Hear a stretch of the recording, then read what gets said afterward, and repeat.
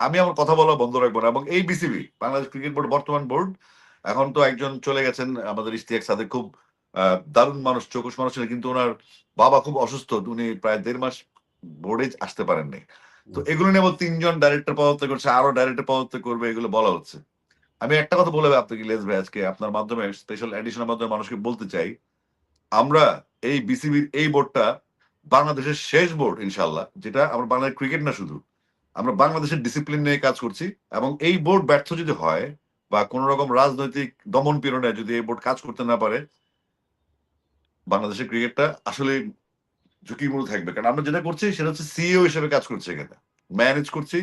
এবং সব বললাম না আপনাকে যে আমাদের ভিশন ট্রিপল সেঞ্চুরি, বিশ্বাস ট্রিপল সেঞ্চুরি ভিশন, বিশ্বাস, পারফরমেন্স, দেশের সর্বত্র পৌঁছানো, জুয়া থেকে ক্রিকেটকে সুরক্ষা করা, উচ্চমানের পারফরমেন্স নিশ্চিত করা, সংযোগ গড়ে তোলা, উন্নয়ন করা, এবং বিসিবিকে বিশ্বমানের একটা প্রতিষ্ঠান হিসেবে তৈরি করা, যার মেরুদণ্ড থাকবে, যে মেরুদণ্ড নিয়ে সিদ্ধান্ত নেবে, যার ঘাড়ের শির দ্বারা সিদ্ধ থাকবে, এবং বাংলাদেশের পক্ষে কথা বলবে সবসময় ইনশাআল্লাহ। না, না, আমরা এই খেলার মধ্যেও দেখলাম তো যে আমাদেরকে এই যে মানে কৃত্রিমভাবে পাকিস্তানের সাথে যে সংকট তৈরি করে রাখা হয়েছে এসব বলে, আজকে গত পরশুদিন পাকিস্তানের সাথে বাংলাদেশের সরাসরি ফ্লাইট চালু হয়েছে 14 বছর পরে। আমি বাংলাদেশের সবার কাছে বলব, ভাই পাকিস্তানের সাথে আমাদের পাকিস্তান কি পাবে সেটা না, আমরা কি পাবো আমরা সেটা দেখব। পাকিস্তানের থেকে আমরা অনেক, সেখানে প্রচুর পর্যটন কেন্দ্র আছে, তাদের অনেক ওয়ার্ল্ড ক্লাস কিছু হসপিটাল আছে, সেখানে আমরা অল্টারনেটিভ ট্রিটমেন্ট নিতে যাইতে পারি। তাদের ওইখানে তাদের পোশাক, তাদের প্রসাধনী, এগুলোর ব্যাপক চাহিদা আছে আমাদের বাজারে। আমরা ব্যবসা বাণিজ্য করতে, আপনি ঘুরতে যাইতে চাইলে পাকিস্তানে আপনি ইউটিউবে সার্চ দেন, অনেক সুন্দর সুন্দর জায়গা আছে। এটা ইউরোপ কিনা এটা বোঝা যায় না, এত সুন্দর সুন্দর জায়গা আছে। আমাদেরকে শুধু বুঝিয়ে রাখা হয়েছে পাকিস্তানে কিছু মসজিদ আছে, কিছু বোমা আছে, আর মানুষজন হাত পা ইয়া করে তারপরে পড়ে আছে, এটাই শুধু পাকিস্তান। এটাই শুধু পাকিস্তান না, পাকিস্তান অনেক সুন্দর। বাট আমার কথা হলো পাকিস্তান কি আমার জানার দরকার নেই। পাকিস্তানের সাথে বাংলাদেশ এই কিয়ামত পর্যন্ত কোনোদিন এক হবে না। বাট আমার প্রয়োজনে তাকে ব্যবহার করতে হবে। আজকে পাকিস্তান ভারত আমাদের কোনো হুমকি দেয়, এই হাসিনা যাওয়ার পরেও ভারত যখন এদিক থেকে ওদিক থেকে হুমকি দিচ্ছিল, তখন পাকিস্তানের একজন মন্ত্রী বলেছে যে আমার নিউক্লিয়ার তোমার নিউক্লিয়ার, তোমার যে কোনো সমস্যা আমি আছি। আজকে সেটা প্রমাণ করেছে, যখন বিসিবি বোর্ড সারা ওয়ার্ল্ডের কাছে চাপে ছিল, তখন পাকিস্তান ক্রিকেট বোর্ড আপনাদের পাশে ছিল, আসিফ ভাই, ছিল না? জি, হ্যাঁ? জি। তারা বলেছে যে আমি আমি আমি আরেকটা যে বিশ্বাস করি ইলিয়াস ভাই, সেটা হচ্ছে 2টা অ্যাটম বোমা মারার পর হিরোশিমা নাগাসাকিতে আমেরিকা জাপান ভালো ফ্রেন্ড, চীন জাপান ভালো বন্ধু, হ্যাঁ, কোরিয়া জাপান এরা কিন্তু যুদ্ধে ছিল, ভিয়েতনাম, এরকম পৃথিবীর ইতিহাস আছে। আপনি কি এই যে পুরোনো গল্পগুলি খাওয়ায় জাতিকে কতদিন আপনি আফিমের মধ্যে রাখবেন? যেভাবে ইংল্যান্ড হংকংকে 100 বছর আফিম ওয়ার বলে এটাকে, যে চায়নার সাথে ব্রিটিশদের যে আফিম ওয়ার ছিল 100 বছর, কিন্তু হংকং ইংল্যান্ডের আন্ডারে ছিল। সেই ইংল্যান্ডের আন্ডারে হংকং মুক্ত হওয়ার পরে এখন চীনের সাথে যুক্ত হয়েছে। চীন কিন্তু তাদেরকে আলাদা ফ্যাসিলিটি দিয়ে রেখেছে এবং বিকল্প হংকং তৈরি করেছে পাশাপাশি সেঙ্গেনকে।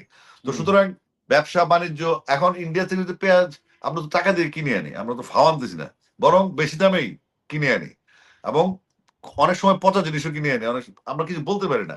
করিডোর বা ট্রানজিট, এগুলো অনেক ইস্যু আছে যেগুলো আমাদের বন্দর ব্যবহার। বিদ্যুৎ যে দুর্নীতি, বিদ্যুতের এটা এই চুক্তি যে অসম চুক্তি হয়েছে, এখানে দুর্নীতি করা হয়েছে। এখানে বলার লোক নাই কেন? শুধুমাত্র ক্রিকেট নিয়ে আপনি আরো কিছু বিষয় আছে, আপনি কথা বলেন। আমি তো নানান বিষয় নিয়ে কথা বলি।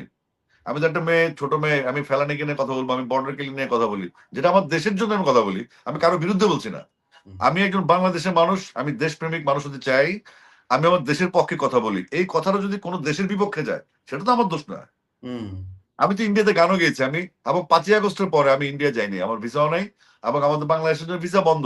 কিন্তু 5ই আগস্টের পরে কিন্তু মুস্তাফিজও আইপিএল খেলেছে, জেমস ভাইও কলকাতা কনসার্ট করেছে, সাকিব খানও কিন্তু সিনেমা শুটিং করেছে।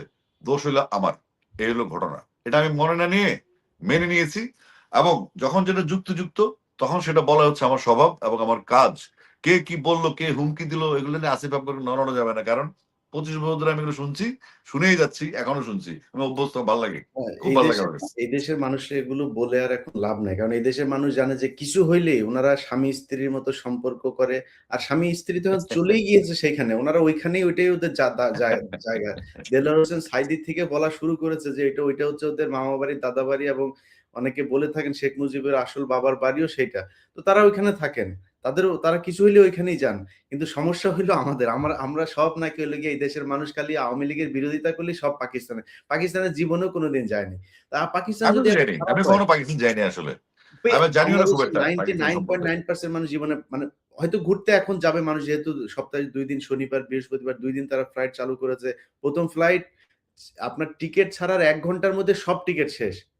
২য় ফ্লাইটের টিকেটও শেষ হয়ে গিয়েছে। মানুষ এখন ঘুরতে যাবে, মানুষ কাজে যাবে।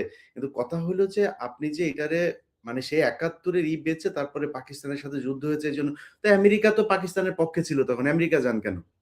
হ্যাঁ, আমেরিকা সেটাই তো, যাওয়ার এটার জন্য জন্য এত না কান লাগালেন। আমেরিকারও বাদ দেন। সমস্যা ৭ম কোথায়? নৌবহর পাঠাইলো না আমাদের এখানে। তারপর চায়না হ্যাঁ, তো ছিল না আমাদের সাথে। তো তো চায়নার সাথে বন্ধুত্ব হইলো আমাদের, তাই না?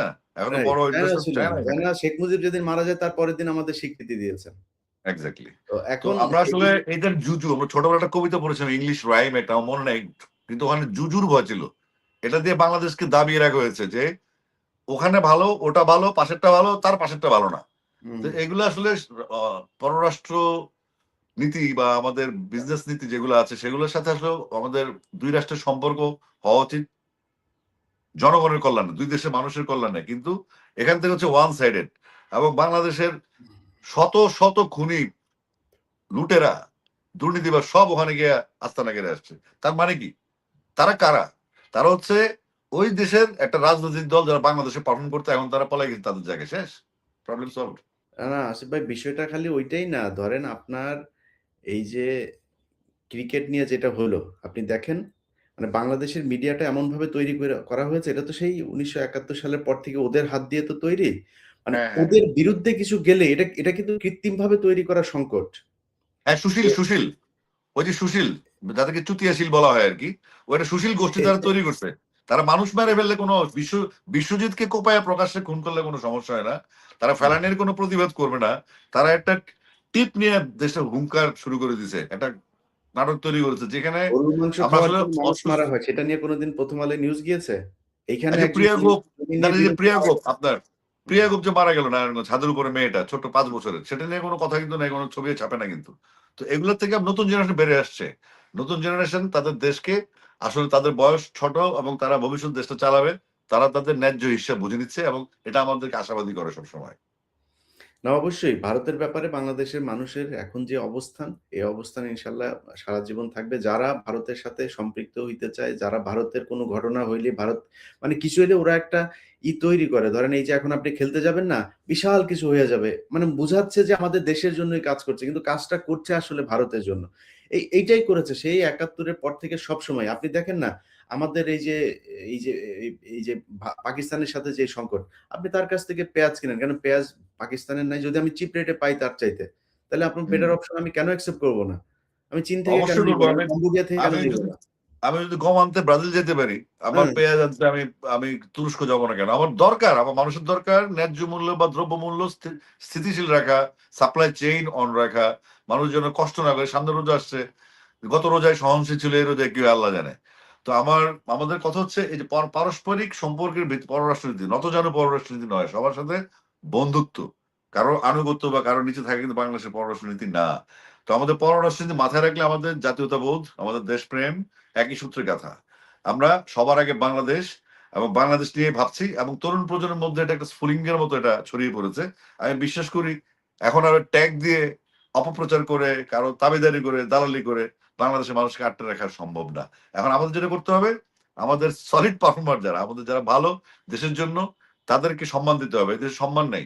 আপনি যদি সাকিবকে আজকে সম্মান না দিতে পারি, সেটা বাংলাদেশের ব্যর্থতা।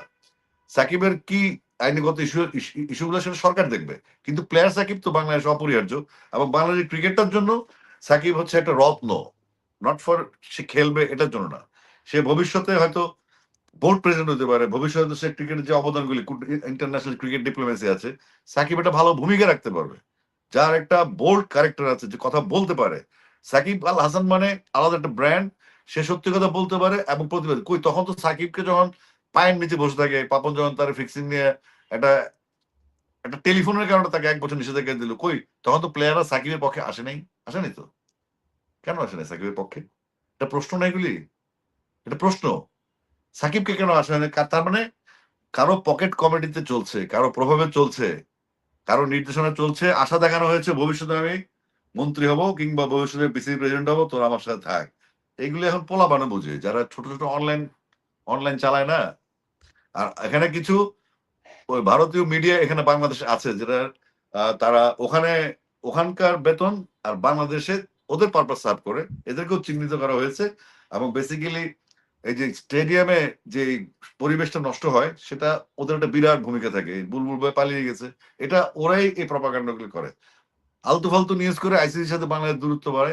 তারা বলতো যে ভারতীয় মিডিয়া মিথ্যাচার করে। আমি তো মনে হয় ওরা তো ওদের পক্ষে করে, কিন্তু আমাদের মিডিয়া আমাদের বিপক্ষে গিয়ে মিথ্যাচার করে। এটা অনেক দুঃখজনক এবং এটা এক ধরনের বিদ্রোহ এবং রাষ্ট্রদ্রোহিতার সামিল। এটা অবশ্যই শাস্তি হওয়া উচিত এখানে।